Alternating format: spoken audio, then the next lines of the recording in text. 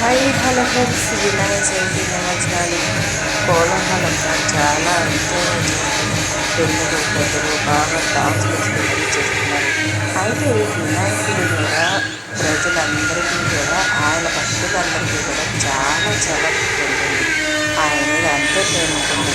వినాయక చవితి వచ్చింది అంటే ఎంతో సరదాగా అందరూ చాలా ఉత్సాహంగా పండుగ జరుపుకుంటారు.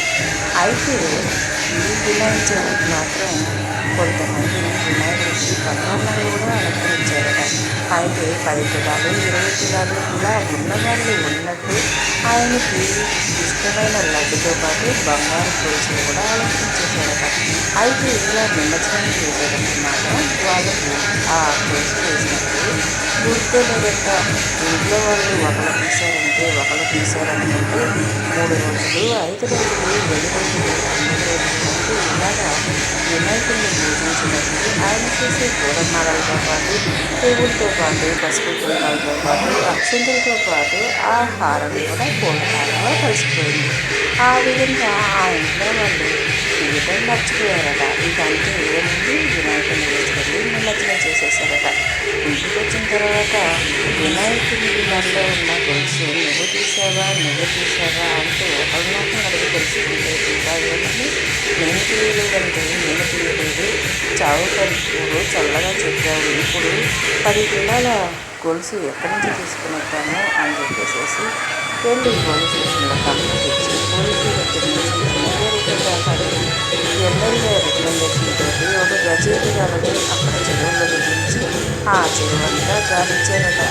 దాంట్లో ఉన్న 100 లీటర్ల నీళ్ళు 10,000 లీటర్ల నీళ్ళు మొత్తానికి పైకి తొలిచేసారట.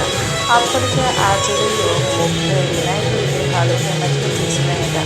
ఎలాగంటే దూరంగా ఆ వినాయకుడిని అందరూ వేసిన బంగారు గొలుసులు మాత్రం వినాయకుడి వల్ల దొరికేసింది. అందుకే వాళ్ళంతా చేశారన్నమాట. అందుకే ఆయన అడిగినందుకు వాళ్ళకి ఆ గొలుసు దొరికేసింది. అలాగే పిల్లలు వినాయకుడి నిమజ్జనం చేసేటప్పుడు పెద్దవాళ్ళు కూడా చాలా జాగ్రత్త తీసుకోవాలి.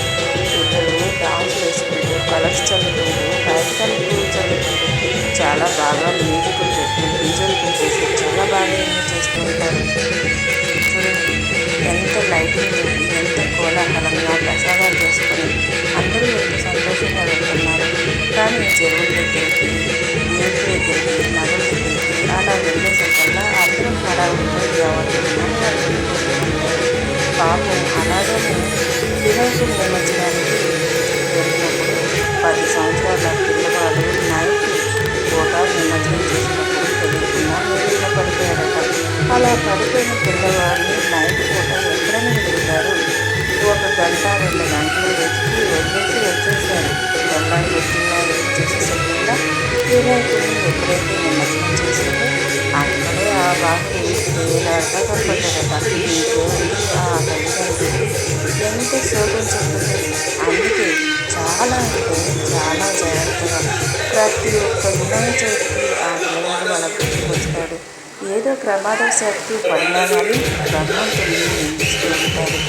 ఆ రోజు వాళ్ళు అట్లా చేశారు, ఇట్లా చేశారని ఆ తల్లిదండ్రులకి ఎంతో కడుపుకోతారు.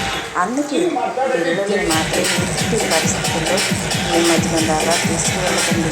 ఇంటి దగ్గర బయలుదేరిన తర్వాత మహా అయితే ఒక గంట సేపు వినాయకుడి దగ్గరికి రానివ్వండి. అందులో ప్రాచుర్యం అంటే వినాయకుడి నిమజ్జనంలో చేయడంలో మెలకువలు తెలిసిన వాళ్ళు మాత్రమే వినాయక నిమజ్జనానికి వెళ్ళండి. ఆడవాళ్ళు, మగవాళ్ళు, పిల్లలు అందరూ వెళ్తుంటారు. ఆ టైంలో ఎవరు హడావుడిగా వాళ్ళు ఉంటారు. ఎవరిని తప్పుపట్టలేము. అందుకని మన జాగ్రత్తగా మనం ఉండాలి. ఎవరిని నిందించినా ఎవరిని ఏమన్నా తర్వాత అనుకున్నాం కాదు కదా.